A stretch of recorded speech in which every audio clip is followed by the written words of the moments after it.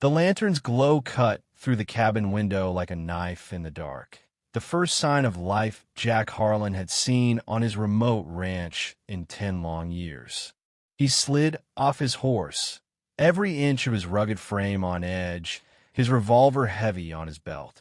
Out here in the Texas Panhandle, 40 miles from Amarillo, visitors spelled danger rustlers bandits or something worse. But when he eased open the door, what waited inside stopped him cold. A woman was perched in Sarah's old rocker, flipping through Sarah's private journal by the dim candle flame. Her auburn hair fell like autumn leaves over her shoulders. Those same slim fingers that had once brushed his cheek, the same elegant tilt to her neck that had filled his dreams for a decade. Sarah? The name slipped out like a ghost from his lips. She glanced up, her hazel eyes locking on his, but the face was fresher, bolder, full of fire. "I'm Lydia," she said softly. "Sarah's sister." Jack's fingers twitched toward his gun.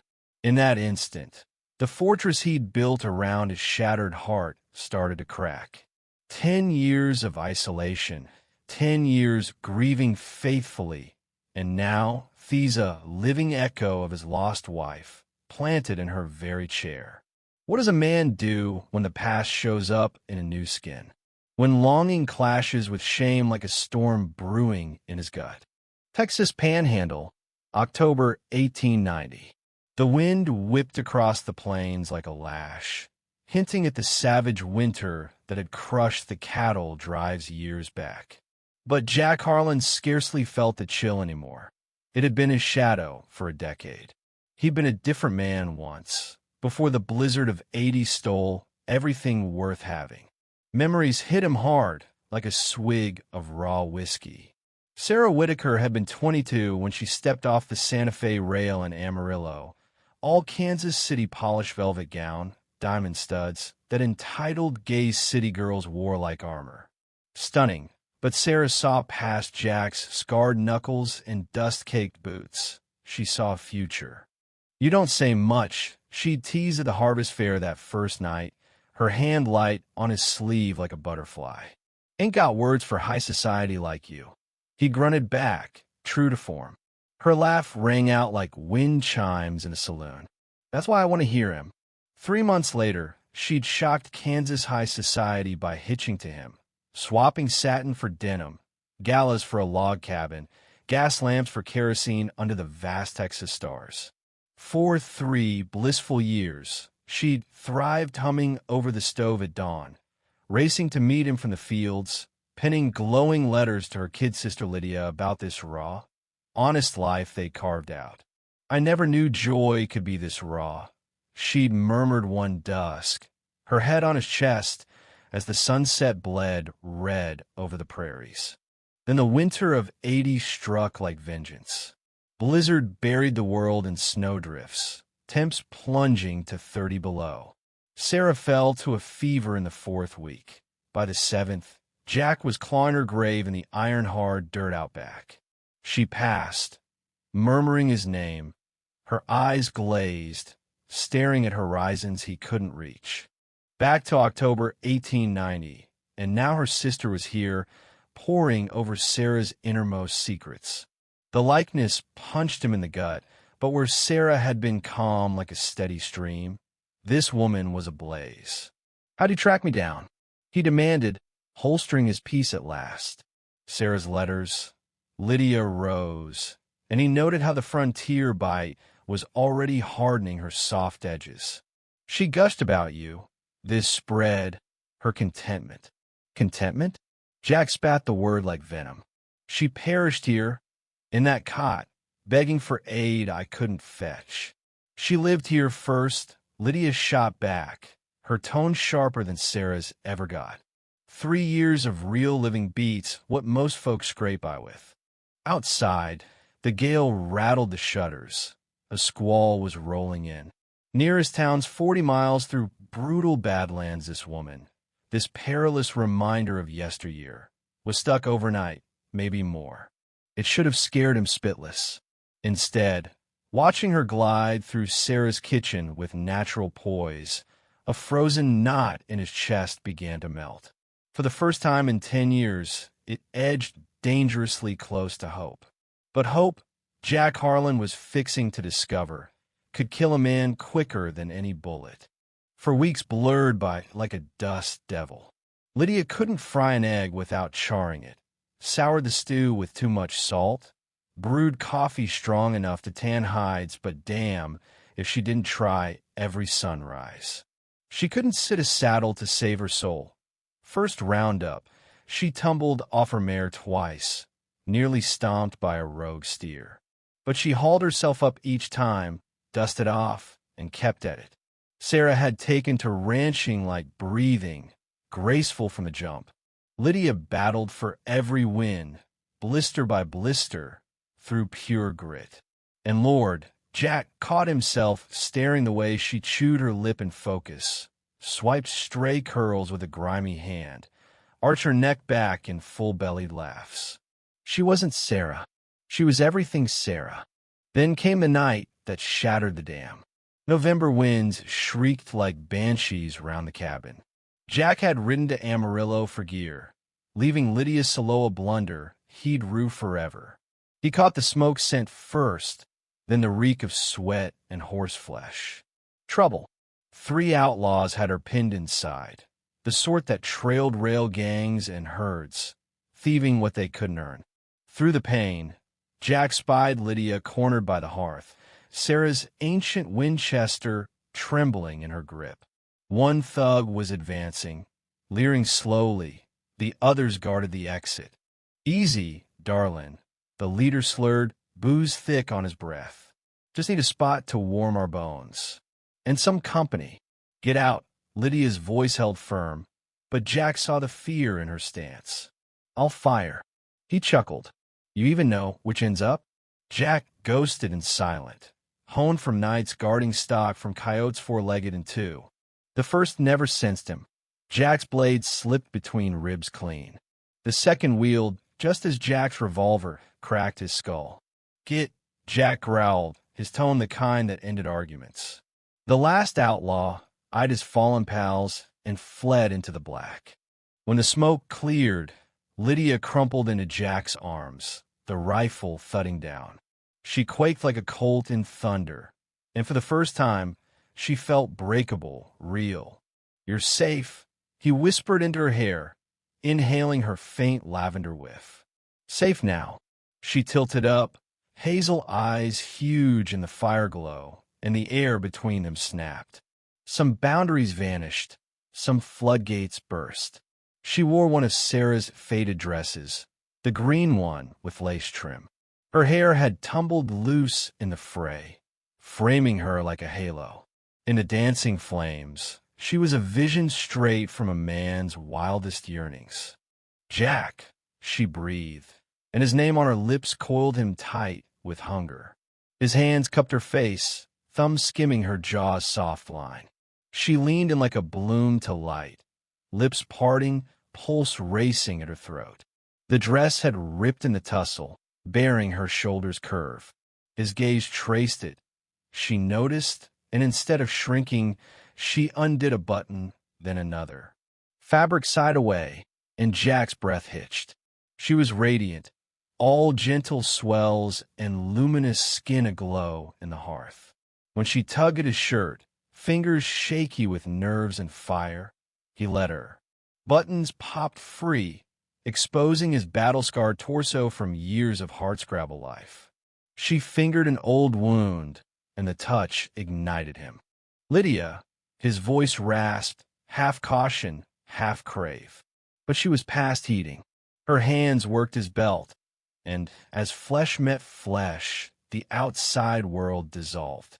They staggered to the bed like dreamers, her dress pooling with his jeans. She reclined on the quilts, hair fanned like copper threads on linen. Jack thought the want might end him. She pulled him close and he surrendered, until his eyes snagged the tintype by the bed. Sarah's wedding photo, her soft smile piercing him, accusing. Jack stiffened, the moment shattering like glass. What in God's name was he doing? This was Sarah's bed, Sarah spaced Sarah's kin. I can't. He yanked back so sharply that Lydia yelped. Forgive me, Lord, I can't. He snatched his shirt and bolted to the barn, leaving her bewildered and wounded in the tangled sheets. Outside, the wind hushed, but in Jack's soul, a fiercer tempest raged. Some appetites, once stirred, never quiet. For 5 days, they circled like wary wolves. Jack buried himself in chores, patching fences that held fine, scouting herds that grazed peacefully, patrolling his modest range till his mount foamed and his bones screamed. Anything to dodge the ache in Lydia's eyes. She acted normal, perked his coffee at dawn like clockwork, and botched supper as ever. But the easy talk vanished, swapped for a heavy quiet that shrunk the cabin to a tomb. On the 6th dawn, she had vanished. No farewell, no scrap of paper, just emptiness and the echo of hooves fading toward Amarillo. Jack lingered in the doorway, clutching Sarah's photo of one that had halted his folly or maybe robbed him of his soul shot at light. He couldn't parse it. 3 hours on, he was spurring hard for town. The Amarillo depot hummed with frontier bustle, cattle barons, traders, folks chasing fortunes east or west, fleeing demons or hunting them. The noon train to Kansas City puffed on the rails, primed to haul souls back to tame lands. Jack spotted her straight off. Lydia stood platform side in her city frock, the same gray tweed from her arrival, her carpet bag at her boots. She eyed the locomotive like a noose, so young, so adrift, not the Spitfire who'd stared down guns with a shaky rifle. The whistle wailed, all aboard. Riders clambered up. Jack swung down and strode over, boots thumping wood. She heard, shoulders going rigid, but didn't pivot. Runnin'? He asked. Headin' home. Her words were even, but pain laced them. There's a gap, ain't there? She wheeled at last, and the raw hurt in her gaze slammed him. You spelled it out, what I mean to you, what I am. I reckon you're the deadliest woman I ever crossed, he admitted flatly. You could make me shatter every vow, cross every boundary I swore off. And that's poison? For a fella like me, yeah? The whistle shrieked a final warning. Lydia hefted her bag, but her feet rooted. She's gone, Jack. Sarah's been dust for 10 years, and you've been buried with her. Maybe that's fitting. Maybe. She edged nearer, her lavender scent teasing him. But would Sarah want that?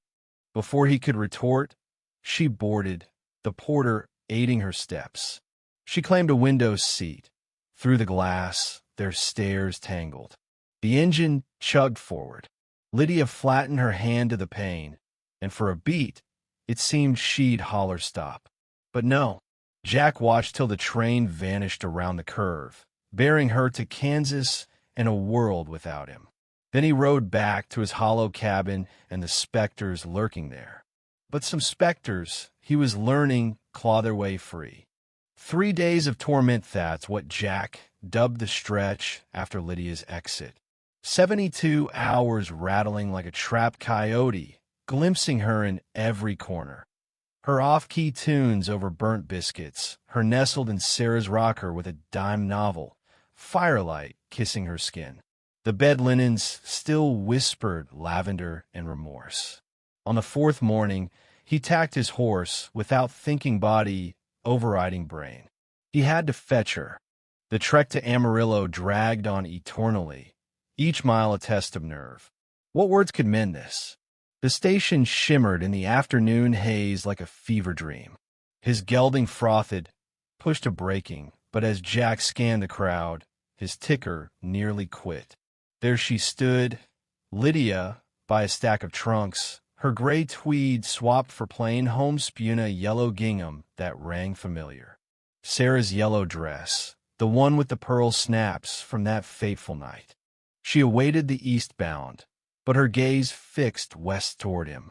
Eyes met over the throng, and the din faded. Jack approached slowly, like taming a Mustang. Folks milled kin hugging, sweethearts parting, Dealers wheeling, but nothing registered save the woman 20 paces off, her eyes a storm of hope and sorrow. "Thought you hightailed to Kansas," he said, near enough to count her freckles.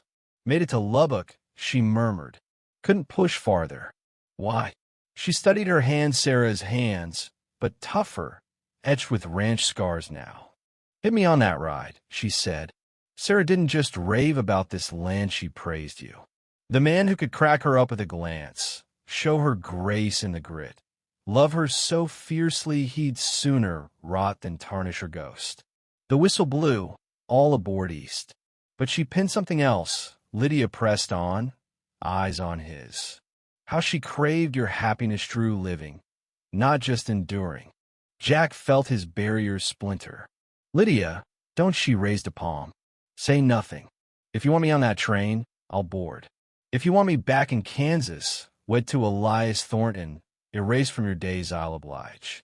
She inched closer, gold flecks dancing in her hazel. "But if you'd have me home, if Sarah might pardon us for picking life over graves." The conductor barked last call. Riders rushed aboard.